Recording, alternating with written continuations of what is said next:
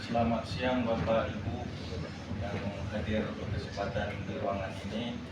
Kami dari CGP Angkatan 11, dua orang, saya pribadi sama dengan Pak Firman, ingin mendiseminasi pemahaman dan penakaran budaya positif yang telah kami pelajari sebelumnya. Dan tujuan untuk diseminasi ini adalah memberi memberi penguatan kepada kita semua apa yang telah kami pelajari sebelumnya di 1.4. Nah, lanjut. Tapi sebelum itu Bapak Ibu, saya mohon maaf sekali lagi untuk cepatnya sekarang ini ala kacar. Dan ini ada Ibu Fasil daripada Pak Firman, Ibu Salmiwati sama dengan praktik pengajar Ibu Nisa Sabtati Wulandari. Sedangkan kami Fasil kami adalah Ibu Diana Rahayu dan praktik pengajar Bapak Ibu itu Salvia. Terus saya ingin bertanya dulu kepada Bapak Ibu sesuai dengan tuntutan pemantik yang tertara di depan, setuju atau tidak setuju kalau hukuman terdapat pada disiplin anak? Kita mendisiplinkan anak dengan berupa hukuman. Kira-kira Bapak Ibu setuju atau tidak? Tidak. Yang kedua, memberian hukuman dengan hal positif seperti membaca atau membersihkan halaman sekolah dapat meningkatkan disiplin anak. Setuju atau tidak Bapak Ibu? Setuju? Oke, setuju.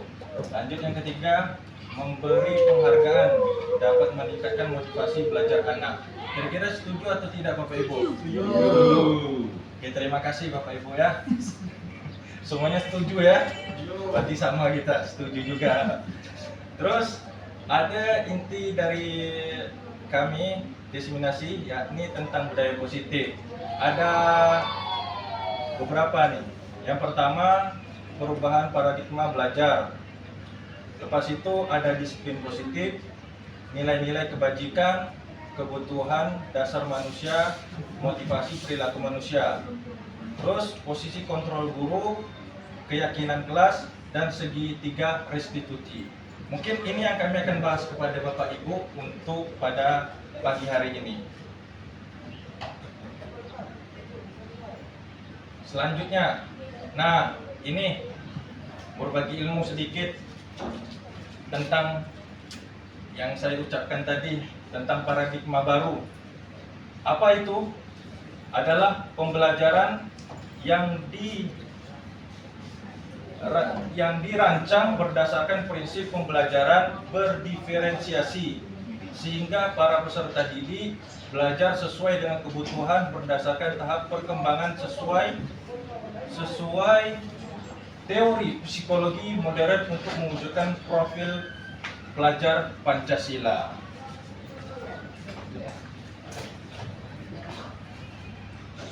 Nah, untuk perubahan, adapun kegiatannya ada beberapa hal. Yang pertama, kita mencoba dengan sekuat tenaga dengan berbagai cara untuk meminta kita atau Anda memberikan benda tersebut. Bisa juga membujuk, mengancam, menghardik, merayu, menyuap, apa saja yang dapat membuka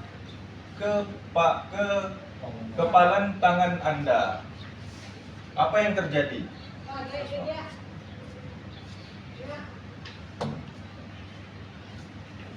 Oke. Masuk ke teori kontrol. Teori kontrol yang di sini adalah memposisikan kita untuk menjadi sebuah manajerial. Artinya kita sebagai pemantau apa tindak lanjut, apa perangai daripada sikap-sikap daripada anak-anak didik kita.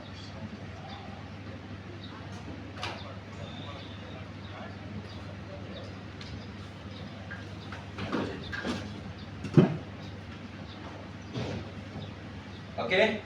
Kalau di dalam psikologi Bapak Ibu itu ada yang namanya teori responsif. Artinya anak itu memperagakan terjadi karena terjadi sesuatu hal di lingkungannya. Misal ada anak bawa HP, kenapa bawa HP? Karena mengikuti teman. Ada yang seperti itu. Ada juga dia membawa HP karena ingin bikin video, bikin trending dan lain sebagainya. Itu termasuk daripada lingkungan dia berada di sekarang. Terus untuk disiplin positif ya adalah merupakan salah satu cara penerapan disiplin yang bertujuan untuk menumbuhkan kesadaran serta memperdayakan peserta didik tanpa imbalan. Nah, berkenaan tentang HP tadi Ibu dengan Bapak, itu HP pengaruh daripada disipliner dia sendiri, tidak terkontrol atas dirinya, mengikuti apa kehendak di lingkungannya.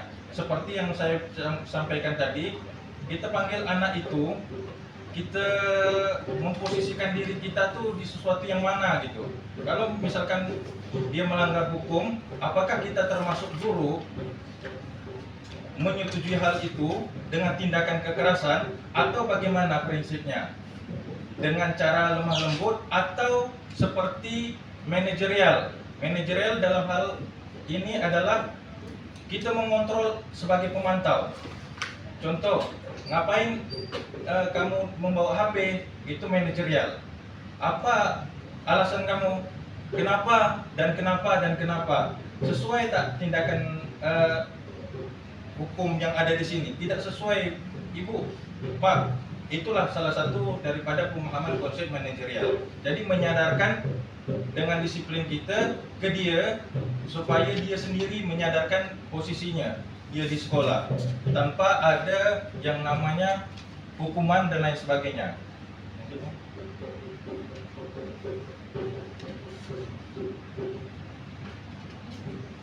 Oke. Kita tahu bahwasanya ada nilai-nilai kebajikan dalam diri maupun lingkungan maupun daripada kurikulum itu sendiri. Pertama ada profil Pancasila.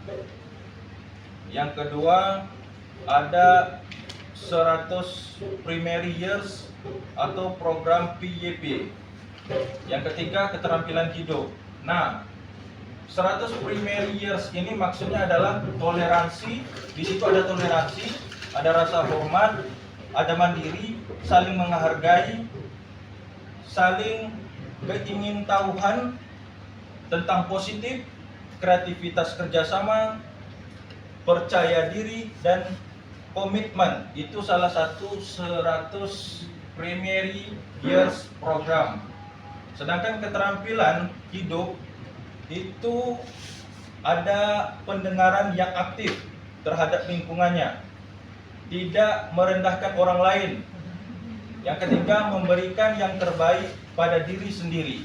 Sedangkan profil Pancasila kita sudah mengetahuinya, di situ ada takwa kepada Tuhan Yang Maha Esa, ada berakhlak mulia, mandiri, bernalar kritis, berkenegaraan global, bergotong royong, dan kreatif.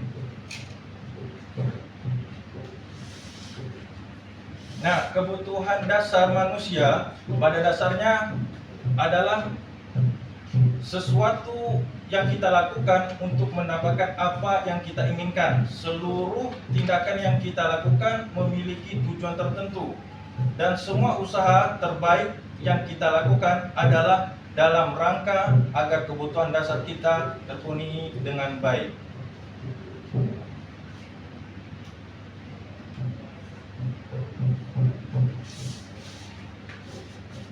Nah, ini ada motivasi perilaku manusia. Ada yang namanya ekstrinsik yang dari luar, dan ada juga motivasi intrinsik. Apa itu ekstrinsik yang dari luar? Yakni menghindari ketidaknyamanan hukuman. Yang kedua, mendapat imbalan penghargaan dari orang lain. Yang ketiga, Yang dimaksudkan intrinsik yang dari dalam adalah untuk menjadi orang yang mereka inginkan dan menghargai diri sendiri dengan nilai-nilai yang mereka percaya. Selanjutnya akan disampaikan oleh rekan kami, Pak Firman. Baik, assalamualaikum warahmatullahi wabarakatuh. Waalaikumsalam. Untuk Bapak Ibu kita ketahui bersama, yang kami paparkan ini adalah sebuah materi yang modul yang kami dapatkan dari pendidikan guru penggerak. Jadi untuk modul 1-4 ini ada 8 tujuan yang perlu kita pahami dan kita lakukan dalam proses pembelajaran. 5 tadi sudah disampaikan oleh rekan kami dari Pak Kadapi. Kemudian saya akan melanjutkan lagi poin ke 6, 7 dan poin ke-8. Nah di sini kita ketahui bersama bahwa guru itu memiliki 5 posisi kontrol. Nah 5 posisi kontrol di sini yang kita ketahui selama ini guru adalah dia bersifat penghukum. Yang kedua, pembuat merasa bersalah. Yang ketiga, kita posisikan diri kita sebagai teman. Kemudian kita juga bisa memposisikan diri kita sebagai pemantau dan sebagai manajer. Nah, saya ketahui yang saya perhatikan selama ini khusus kita di SMA Negeri 1 Moro, kelima posisi kontrol guru ini ada pada diri kita masing-masing. Mungkin setiap guru memiliki kontrol yang lebih kemana terhadap siswa. Saya pernah lihat ada guru yang bersifat penghukum.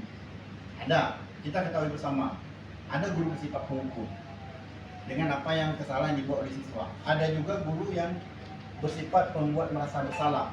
Dalam arti bukan gurunya yang bersalah, tapi bagaimana jika anak itu melakukan sebuah kesalahan, bagaimana kita sih menindaklanjuti sebagai dia supaya memiliki rasa bersalah.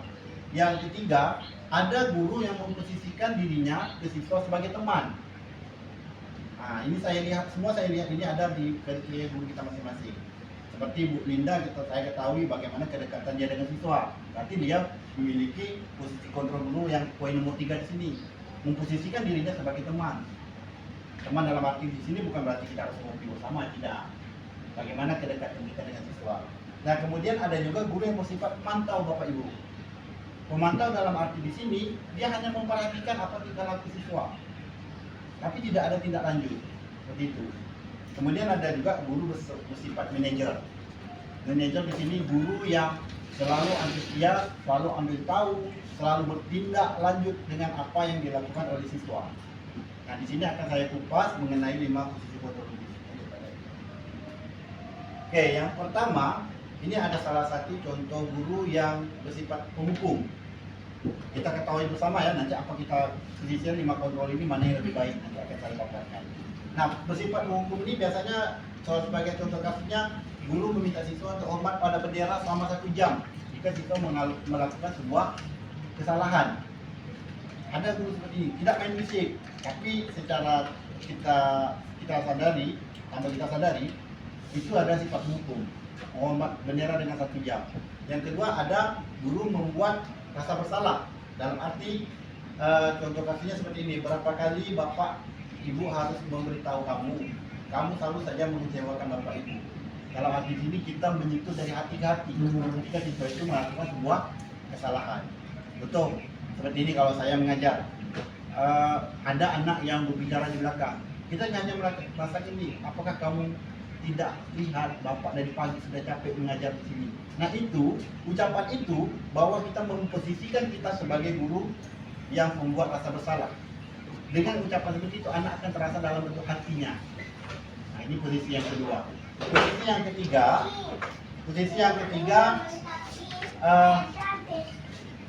ketiga yaitu guru memposisikan guru sebagai teman. Dalam arti di sini, ayo dong ikuti aturan sekolah, tolong bantu bapak ya, kali ini saja. Nanti setelah ini bapak akan ajak kamu berdiskusi. Nah, kalau gitu. Jadi bahasanya dengan siswa itu memposisikan dia sebagai kawan.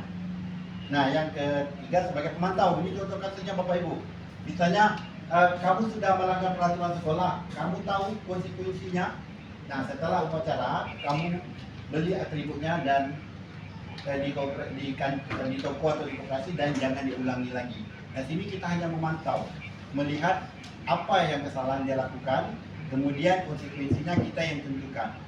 Nah, berikutnya ada guru yang memposisinya sebagai manajer. Manajer di sini, apakah kamu tahu kesalahan? Kira-kira bagaimana kamu memperbaiki kesalahan? Nah, manajer di sini, guru kembalikan lagi ke siswa. Kamu tahu kesalahan kamu di mana? Kemudian meminta siswa itu yang menentukan, menentukan kira-kira untuk memperbaikinya apa yang kamu lakukan. Bukan kita sendiri yang menentukan konsekuensinya, tapi siswa itu sendiri. Nah, ini posisi yang kelima. Nah, Bapak Ibu, ini kalimat yang selalu kita gunakan jika posisi guru tadi. Nah, saya kecewa sekali dengan kamu. Biasa ini adalah sifatnya dari hati ke hati tadi, ya kan? Yang berikutnya Pak Dapi.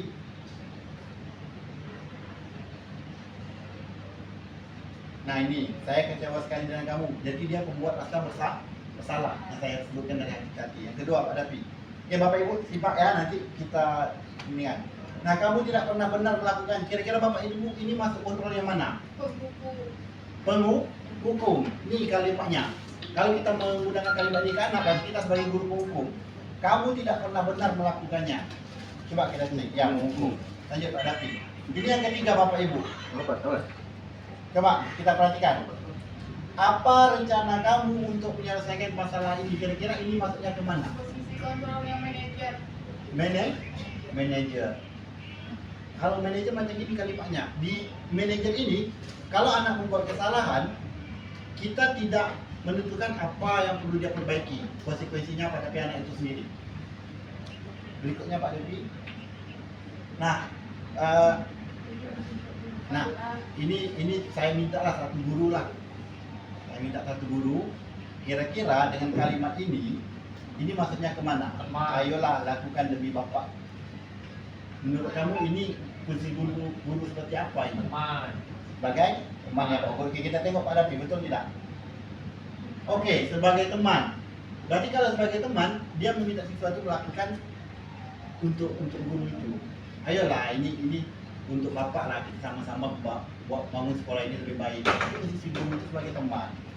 Terakhir Pak Dapi. Nah, Bapak Ibu, kalau ini kira-kira maksudnya posisi guru di mana ini? Kamu tidak akan mendapatkan nilai jika tidak mengerjakan tugas. Ada tahu nih? Sebagai pemantau. Pemantau. Oke, kita cek. Pemantau ya, Miss. Nah, di sini guru adalah bersifat pemantau. Kenapa? Kamu tidak akan mendapat nilai jika tidak mengerjakan tugas. Kita yang memantau dia membuat tugas atau tidak. Hanya sebatas itu. Next, berikutnya Pak Dapi. Nah, berikutnya ini keyakinan kelas. Bapak Ibu, saya sudah melakukan praktek baik terhadap keyakinan kelas ini, di mana kita ketahui selama ini ya Bapak Ibu, kita masuk kelas, semua proses apa yang terjadi di kelas itu ada di tangan guru yang masuk. Saya yakin Bapak Ibu guru yang seperti ini. Saya juga awalnya guru seperti ini. Kita yang membuat peraturannya. Yang terlambat silakan lapor guru pikir. Yang terlambat sekian menit, terus masuk jam Bapak lagi. Ada seperti itu, ya kan? Bahkan kalau yang terlambat sekian menit saya buat cambuk. Semua peraturan kelas itu dimulai dari guru tersebut. Kita yang masuk, kita yang berkuasa. Itulah. Nah, di sini saya mengajak Bapak Ibu bahwa keyakinan kelas di sini, semua proses peraturan kelas itu bukan bersumber dari guru itu Bapak Ibu. Kita harus mempromosikan ke anak. Seperti ada salah satu pemikiran Ki Hajar Dewantara bahwa ada yang namanya hamba berhamba kepada murid. Nah, kenapa ada kalimat seperti ini, berhamba kepada murid? Artinya di sini bahwa setiap kita mengajar, kita harus perhatikan kebutuhan murid itu apa. Nah, kita sebagai fasilitator hanya memfasilitasi atau mendampingi murid-murid kita kira-kira seperti apa yang mereka maukan. Nah, sama halnya dengan keyakinan kelas ini Bapak Ibu. Dalam arti kita berdiskusi ke kelas, kira-kira maunya kelas itu belajar seperti apa. Maunya kelas itu Bapak itu seperti apa, Ibu itu seperti apa dalam mengajar. Setelah saya lakukan keyakinan kelas ini ternyata banyak sekali Bapak Ibu siswa-siswa yang belajar dengan saya ini, mereka semua mengikuti apa peraturan yang mereka buat bersama dengan guru. Misalnya saya kemarin pernah nempelkan namanya netbook di depan kelas. Kira-kira apa yang mereka inginkan, ternyata itu kita tahu bahwa anak ini maunya belajar seperti ini, kelebihannya seperti ini. Misalnya, Pak, setiap belajar 1 jam Bapak kami minta ice breaking. Setiap belajar sekian kami minta Bapak selalu melakukan ini dan ini dan ini. Jadi tetap keyakinan kelas itu kita hanya mengontrol. Kadang anak kalau kita kasih kebebasan dalam membuat keyakinan kelas, mereka kadang membuatnya dengan hal yang berlebih-lebihan. Malah dia minta makan di kelas. Sementara kita kasih aturan, Pak boleh tak kita buat keyakinan boleh makan di dalam kelas? Kan itu kan dah secara etis kan tidak sopan. Tetap kita adalah sebagai kontrol di sini. Nah Bapak Ibu, itulah tadi pemaparan kami tentang apa yang kami pelajari tentang budaya positif tadi. Mudah-mudahan hal sekecil ini nanti bisa bersama-sama kita terapkan dalam proses pembelajaran kita sebagai guru. Bersama-sama kita majukan sekolah kita ini dengan memberi sebuah kata-kata penguat dalam diri kita bahwa murid-murid kita ini adalah murid-murid yang membutuhkan merdeka belajar. Dalam arti mereka di sini membutuhkan kita sebagai fasilitator, sebagai pembimbing mereka untuk mengantar mereka ke depan gerbang cita-cita mereka. Itu Ibu yang perlu kami sampaikan. Saya Firmansyah dan rekan saya Muhammad Hadapi mengucapkan terima kasih atas kesempatan ini. Semoga ilmu yang sedikit ini bisa menjadikan sebuah kontribusi yang luar biasa untuk kita semua. Tepuk tangan untuk kita semua. Assalamualaikum warahmatullahi wabarakatuh. Waalaikumsalam warahmatullahi wabarakatuh.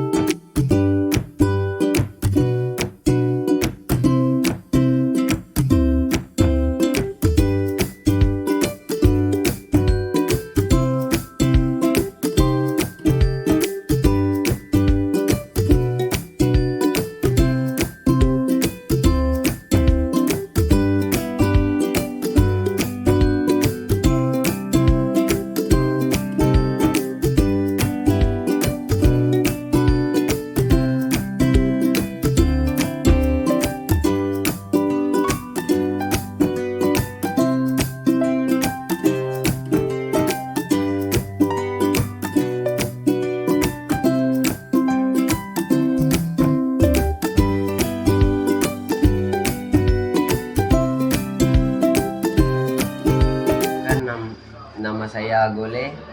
Terima kasih Pak Dapi yang selalu memberi support untuk saya di saat membuat keyakinan.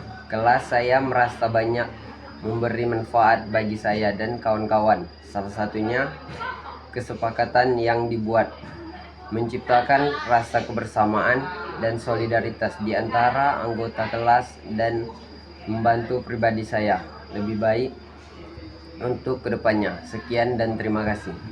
Perkenalkan, saya Randy Arwesya dari kelas 11 P4. Keyakinan kelas akan membantu meningkatkan keterampilan belajar saya, bisa berpendapat dan bisa meluangkan isi hati saya. Terima kasih juga kepada Pak Dapi yang selalu memotivasi saya selama ini. Sekian, terima kasih.